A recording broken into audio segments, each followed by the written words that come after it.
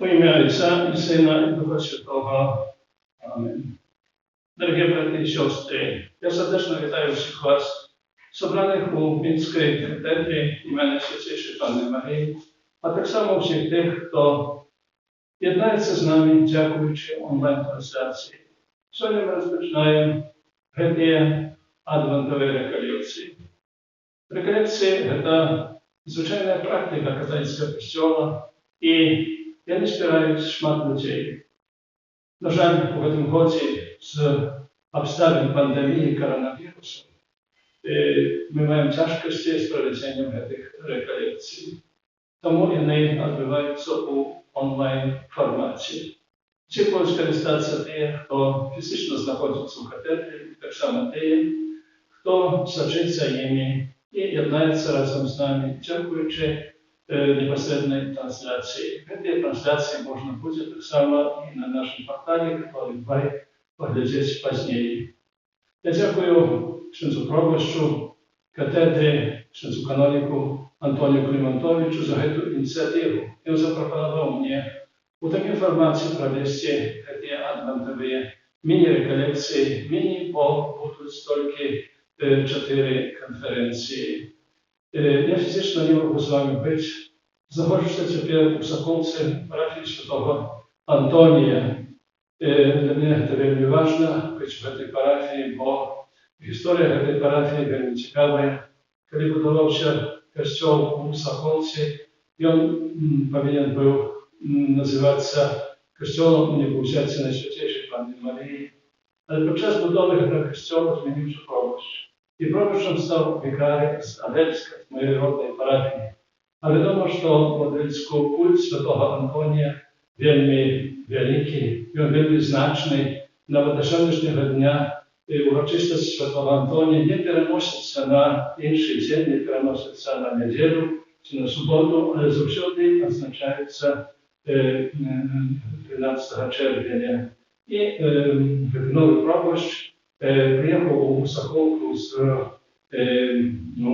таким пієтизмом на Святого Антонія, і його молитва до Святого Антонія, його пошана этому великому святому була таке велике, що він змог, напевно, з його допомогою переконати біскупа, і Віленський біскуп змінив титул парафії, титул костюла. Тому для мене сьогодні важливо бути тут, коли не можу поки що вернутися на родину. Це така лучність із родиною, лучність із моєї народної парафії. Я так само хотел бы, користуючись этой нагодой, подякувати вам, дорогие братья и сестры, за ваши неспинные молитвы об учившем и мирном завершении громадсько-політичного кризису, який охинув нашу батьківщину. І так само за молитвой у моей інтенції, щоб я мог уже вернуться до своей паствы и быть разом с вами, как мог проповедовать непосредственно, а не дякуючи сродкам масової комунікації. Ми розпочали новий літургічний год. Розпочали його періодом Адвент. І коли ми спитаємося у когось, що означає для чоловіка Адвент, то більшість з нас, напевно, відкаже, що це час підготовки до святого Божого народження. Ну, це правда, однак не повна правда. Слово Адвент походить з латинського слова «адвеніре», і означає пришестя. Тому одразу постає питання, хто повинен прийти, кому чекає? Отказ ясний Ісуса Христа. Однак на цей отказ можна задати питання, Ісус Христос уже прийшов на нашу землю 2000 років тому, більше за 2000 років тому, більше за 20 століття тому, у Вифлеємі відбувся цуд Бога в цілодень, коли Слово сталося тілом і поселилося серед нас, як ми читаємо прологу Євангелія від святого апостола Яна. Однак Ісус Христос сказав, що Він прийде ще на кінець світу, що Він вернеться ще, щоб судити живих і померлих. Він приходить до нас так само в Святому Писанні, Він приходить у сакраментах, Він приходить в інші діяльності Костюла, де ми так само споткаємося у хвилину нашої смерті. Коли все це відбудеться, ми не відомо. І тому повинні бути завжди підготовлені до такого споткання. Бо як злодзей прыходзіць невядома калі, нечакана, і штосьці ўкрадзе, але калі гаспадар ведаў, калі прыйдзе злодзей, то, напэўна, пільнаваў бы гэтага злодзея. Ён сцярог бы сваю маёмасць, і злодзей нічога не ўкраў. Не ведаем, калі Езус прыйдзе, калі мы з ім спаткаемся, таму мы павінны быць заўсёды падрыхтаваны. Таму Адвент гэта таксама і падрыхтоўка да нашага новага спаткання з Езусам Христом. На жаль, в наши часы вельмі часта Адвент носіць такі больш камерцыйны характер. Мы клопочемся пра падарункі, якіх чакаюць дзеці, якіх чакаюць іншыя людзі. Мы думаем аб тым, каго запросім у госці, куды пойдзем, куды паедзем. Хаця у гэтым годзе ў абставінах пандэміі коронавіруса гэта ж становіцца ўсё менш рэальным, аднак такія думкі у нас ёсць. Гадоў, можа, 5-7, не памятаю добра, брат в Адвенце быў у Лондоне. І ехалі вечарам мы са святаром адным, і бачу такая вялікая стрэлка, на ёй напісана Direction Christmas.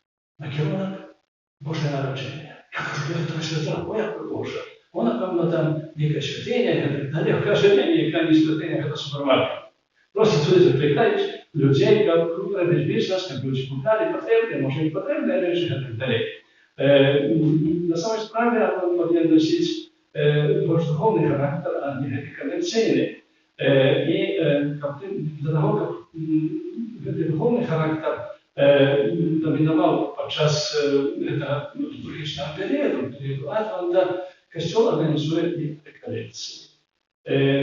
Слово реколекции походит от латинского слова «реколикere», что означает «собрать наново».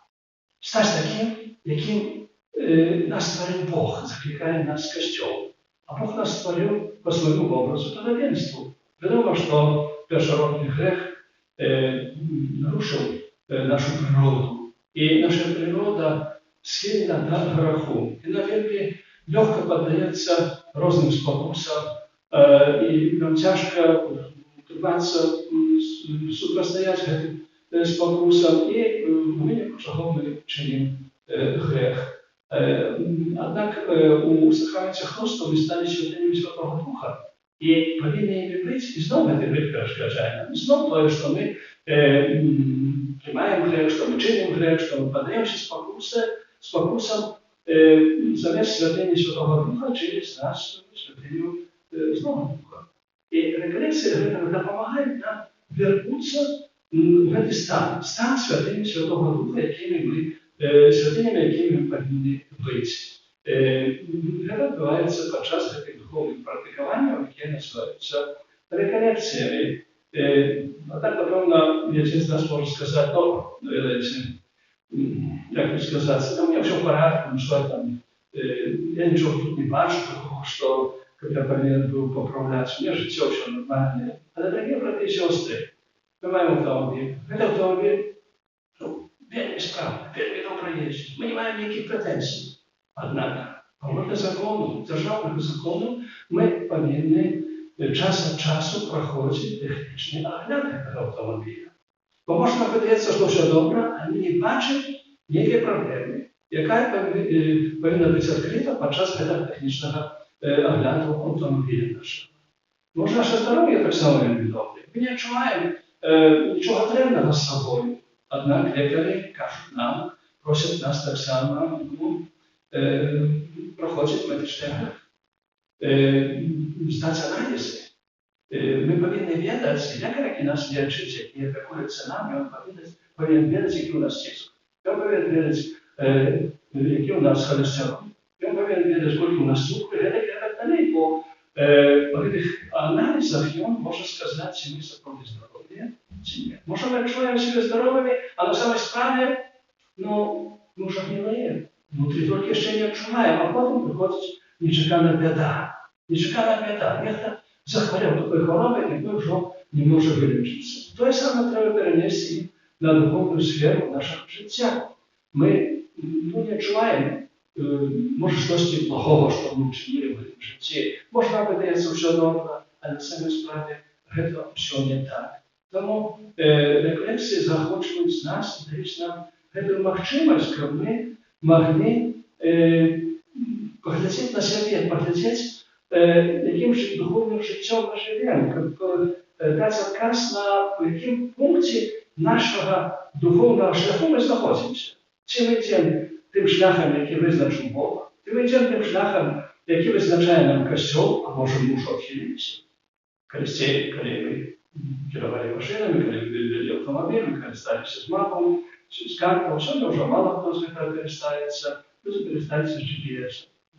Такім GPS павінны стаць для нас рефлексіяй, духовным GPS, каб показать нам, человек, поглядеть, что ты поехал уже не в твой Бог, что ты живешь не так, как кажет мне Бог, не так, как учит себя Костел. Это добрая такая духовная прилада, добрая оказия, отказать на питание, где мы находимся, как потом поправить наше життя. Это главная мета реколлекции. Бо вельми часто мы живем, может, не своими думками, може живемо так, як живуть інші люди. Беремо приклад з інших і не завжди приклад добрий. По вёсці хутка на коні летить, галопує чоловік. Його затримує його сяра, каже, куди ти так спішаєшся? Спитайся коня. Я не ведаю, спитайся коня. Чи це не образ сучасного чоловіка? Він не ведає, куди він летить. Він не ведає, яка мета його життя. Живе і живе. Все чинят зло, и чему я повинен отмовиться от этого. Все пьют, чему я повинен отмовиться. Все принимают наркотики, чему я повинен отмовиться. Все разводятся, чему я повинен так чинить. Все, может, аборты чинят, чему я так повинен чинить. Мы можем знайти шмат этих негативных элементов патологии нашего життя, але мы их не бачимо, не усвідомляємося, бо всі так живуть. Ми створені для того, щоб жити поводле Божого закону, поводле закону, який ми отримали в Пана Бога. І тому менавіта реколекції дають нам эту можливість, і ми повинні їх використати, щоб асенсувати наше життя, щоб справді довідатися, в якому пункті нашого духовного життя ми знаходимося і куди ми ім'ємося. Мы вышли с Божьей руки, и на этой земле нема сталого места замешкания, как учит святый апостол Павел. Мы предназначены для неба, и тому этот шлях повинен быть шляхом нашего навертания. Навертайся віриться у Євангелія. Это первое слово, з якими Ісус Христос звернувся до своїх апостолів. Это слово не актуальне, і до сьогоднішнього дня це слово ми повинні ставити у голову вугла подчас Адвенту. Подчас Адвенту так само на авансцену этого периоду выходит святый Иоанн Креститель. Ведаем эту особу. И он был выбран Богом, как подрихтовать дорогу приходящим к Пану. И он был голосом у пустыні. Сьогодні ми так само знаходимося у духовній пустині. І що я вам тоді казав 2000 років тому? З яким закликом він звертався до людей, які так само забилися про Бога, які так само забилися про те, що приходить час сповнення і не чекали цього часу сповнення, які, на жаль, не розпознали Ісуса Христа, який прийшов у свій час, коли прийшла повня часу, як читаємо у Святим Писанні. Його заклик був простий. Подрихтуйте дорогу приходячому Пану. Кожен з нас добре ведає, що по благой дороге мы далеко не зайдем. Мы можем заблудиться, мы можем поломать машину, может быть авария и так далее. Дорога повинна быть доброй.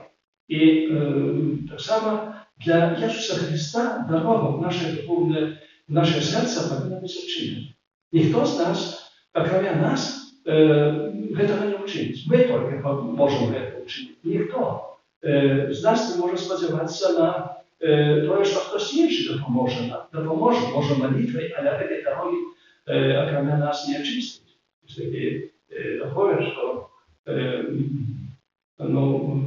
на сім'ї жінка, кожну неділю, кожну свято ходила в костюл, молилася, а мужчина ніколи не ходив. Мужик ніколи не ходив, каже, а ти сам не святий, чого це? Ale na czu niedzielę послушайся, і костюмчик лепше взяв, фотофлі добрі такі, так само начистив, все это, гальштук, жонка його питається, а що з тобою сталося? Тому що один в неділю лежав на канапі і включив телевізор. І казав, ні, ти зараз сходив в костюм. А, знаєш, я бил сон. Я приснилось, что мы с тобой померли, разом померли. Ну и стоим перед брамой неба, Петр учиняет, я пропускаю тебя первую, я поглядел на тебя, пустил тебя, пробил в твою комнату, пустил тебя, тогда я подошел, а он сказал, не, и нас ходит, пойдет в небо замест тебя. Никто за нас не может этого учинить. Пане Боже, ти створив мене без мене, каже святий Августин, але без мене ти не можеш мене збавити. Тому справа збавлення – це наша справа. Ми можемо молитися, а на картані іншого чоловіка і повинні молитися, коли ми бачимо когось поруч, який живе таким недобрим життям, аморальним життям, але ніхто з нас не може за когось учинити те, що людей його замест его, скажем, учинить нечто такое, что ему загарантовать исполнение. Мы проверяем это повед с Евангелия от святого Яна Апостола. Иисус каже, ось я стою, коли двері стукаю. Той, хто очинить, я войду до того, хто вечерять. Вечерять. Есть обед разом, это разом с сябрами. Иисус хочет быть нашим сябром. Я хочу бути разом з нами. І один мастак, керуючися цим словом Євангелія, намалював такий very пригожий образ. І в цьому малюнку, в цьому образі, по-моєму, Ісус Христос і двері. Його маленький син глядів на цей образ і каже, тата, ти недобре намалював цей образ. Чому? Бо збирати немає п'ятки, рукоятки. Навіть этот чоловік, який стукає, який проситься у гості, коли почує запрошення, він не зможе в гості. Бо він не чинить від дверей. Треба перемалювати цей образ. І він не справді. А тоді він казав, син мой, этот чоловік, це Ісус Христос. А ці двері ведуть у серце чоловіка, твоє серце, моє серце, у серце твоєї мами, у серце твоєї сестри, і генуталі. А чинити їх можна тільки Ісус Христос. И никто інший, кроме нас, не отчинит. Боже мой, дорогие братья и сестры, в этом свете, в этой метушне сучасного света, с всеми проблемами, громадско-політичними и коронавирусом, а найбільше може з проблемами вся от Бога, життя, яке це Бог не існує, загубили цей ключик. А може ми відаємо, де він знаходиться, але не хочемо його знайти. Не хочем вставить его в двери и по-гармонски починить эти двери. Учиним это. Учиним это подчас этих реколлекций, как они были часом ласки и часом нашего спокоения. Напевно, может, не один из нас скажет, я уже столько разов был на реколлекциях, столько разов исповедался, и так далее, слухав шмат казань, шмат конференцій. Однак такої великої поправи у мене немає. На це питання можна сказати так, що коли ти не молишся, коли ти не був на таких реколекціях, може твоє життя було ще гірше. Але найважніше інше. Ми ще пам'ятаємо, коли були малими, особливо малими, скажімо так, як просто вёсці, коли був малим, тяжко дотягнутися, працювати. Грушу, працювати, сліву, сорвати яблука, хочеться. Ну і високо, не дотягнуться до этого яблука. Що ми робимо? Ми трясли эту яблуку, ми трясли эту сливу. І это яблуко, і сливу, хоче падали. Може, дорогі брати і сестри. На тих реколекціях, в яких ми приймаємо уділ, ми слабо трясли самим собою. Потрясемо яблуню нашого духовного життя. А напевно, спаде з цієї яблуні добрий плод. Amen.